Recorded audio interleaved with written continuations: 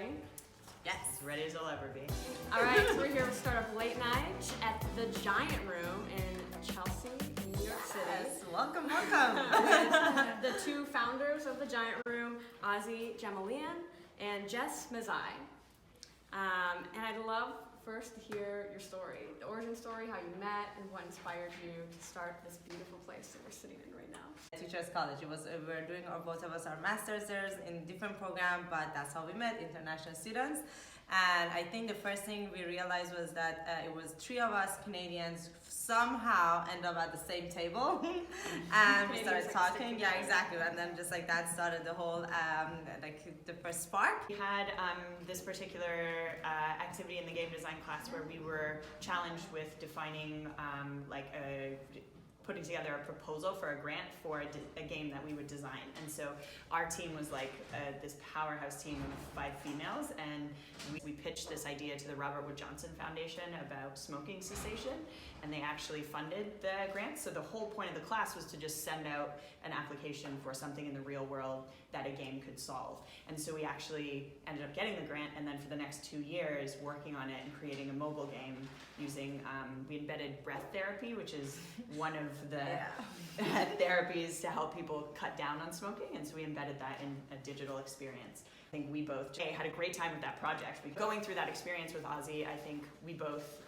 had a mutual feeling that it would be great someday to come back together and work on other things. When we got the grant, we said, oh shoot, now we actually have to do it. And none of us had any experience with smoking cessation. Like that was not our area. Breath therapy, we had like EEG, like people coming into our lab, they're gonna smoke a cigarette, we're gonna look into their EEG wavelength, and we're gonna compare it to smoking. We did not have any expertise in any of these things.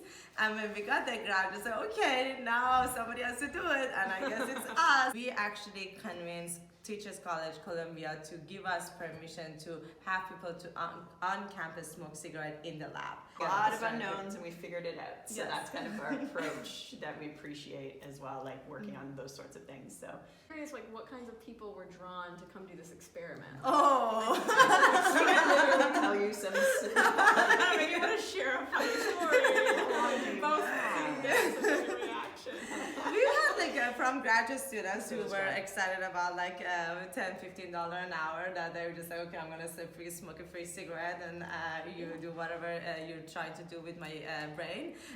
Two people that we really like, it was like borderline of like, is it like healthy for me to touch your head? And like I remember, like we had to put an ad on Craigslist, and I think some of the people that came in from the public or the Craigslist side of things we had some rules about always having multiple people in our lab because of some of the weird folks that ended up just coming in, and you have to put an EEG cap on, and you have to put gel disinfect and the whole disinfect all that. So there was a lot of just kind of on the fly also. I just imagine like, if I were a smoker, right, and I'm just like on Craigslist or my newspaper, like get paid to smoke cigarettes. Like, not only do I get a free cigarette, you're paying me money to sit there and smoke a cigarette. Kind of like video games now, right? It's like there are kids making lots of money playing video games. Yeah, they were actually making money. Like basically, one part of it was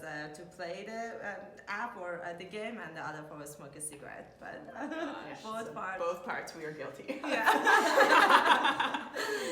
So, how much time passed between that project and the Giant Room? You're gonna date us. How old? Exactly. Kind of go off, do your own thing, and then reunite in some way. So last year we're having wine, and I told her I quit my job and this is what I'm doing, and do you want to be my co-founder? I was like, I would love to. This sounds like fantastic. When do we start? So now you have gone from this idea, this kernel of an idea, to we're sitting in, this amazing space where there's what looks like aluminum foil on the walls, with neon markers and paint and ribbon and all sorts of crafty, build stuff. Electronics, yeah. So how did it all come together, going from this idea to like the physical reality of the space?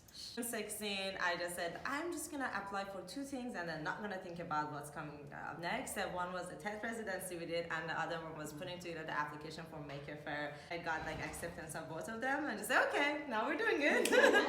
And then since then, and like our first pilot was at Maker Faire actually. We started working on that, and that was like basically the very first prototype of Giant Room. And the interesting thing is that we tried to, both of us coming from like like the more like a tech startup world, this idea of like what's the first MVP. How do we like try different part of it before you get a whole space and like keep talking to each other, like what are the smaller, like what are we testing, what are we trying to prove, what are we like all those things.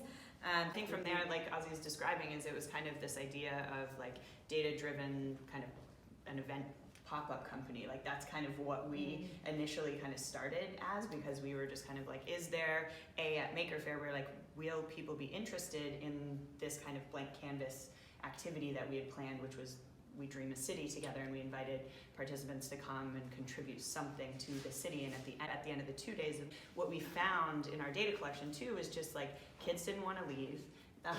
We had this almost metric early days too of like kids starting to cry because they really didn't want to leave, and their parents were just like, there's so many other things to check out, like let's go.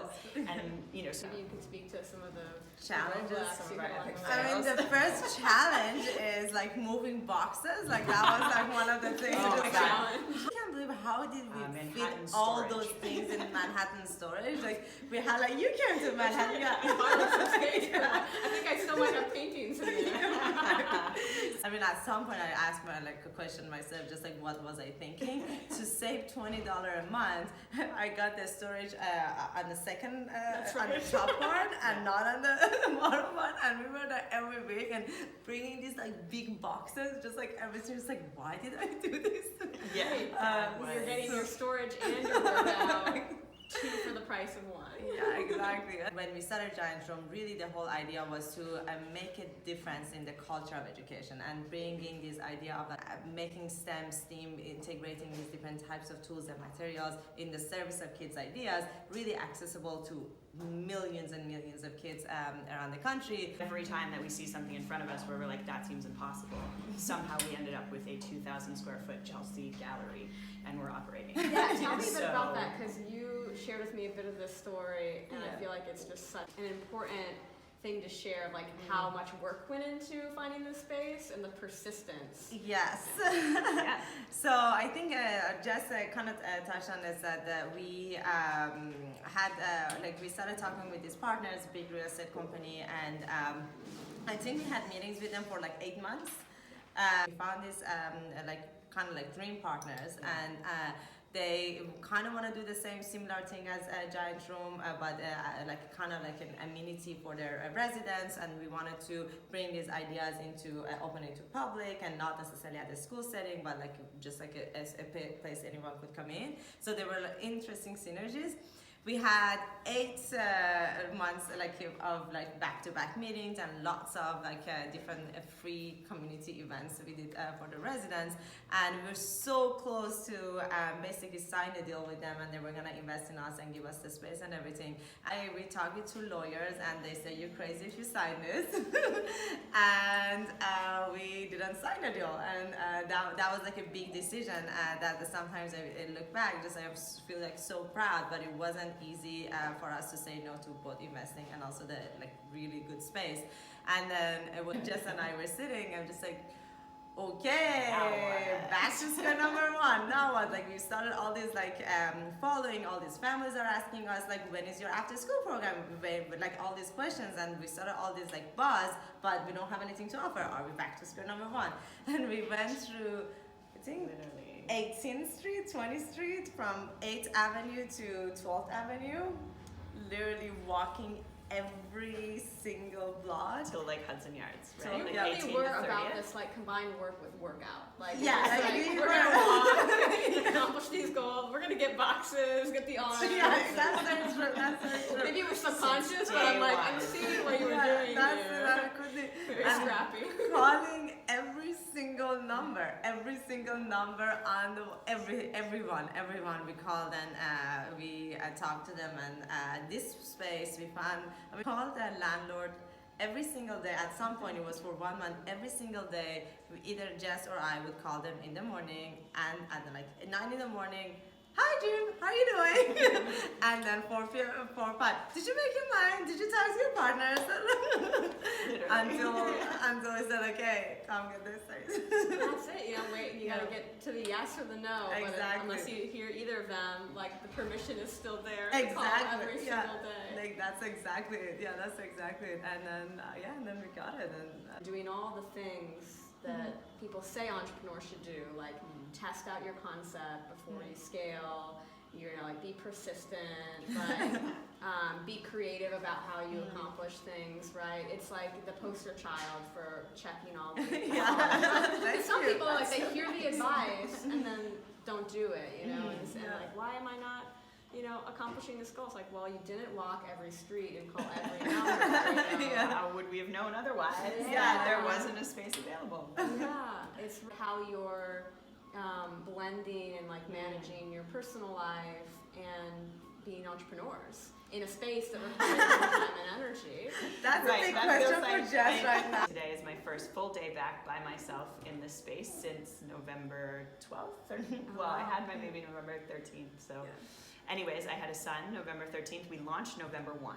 November 3rd. Yeah, November 3rd. So I was here for 2 weeks, and then I had a baby, was out on maternity leave, checking in with Ozzy when I could, and then now I'm back, and I have full plans to, Max is familiar with the space. We came to like the launch events of every exhibition that we launched in the space. Like my husband and my son were here, and the Christmas event that we did.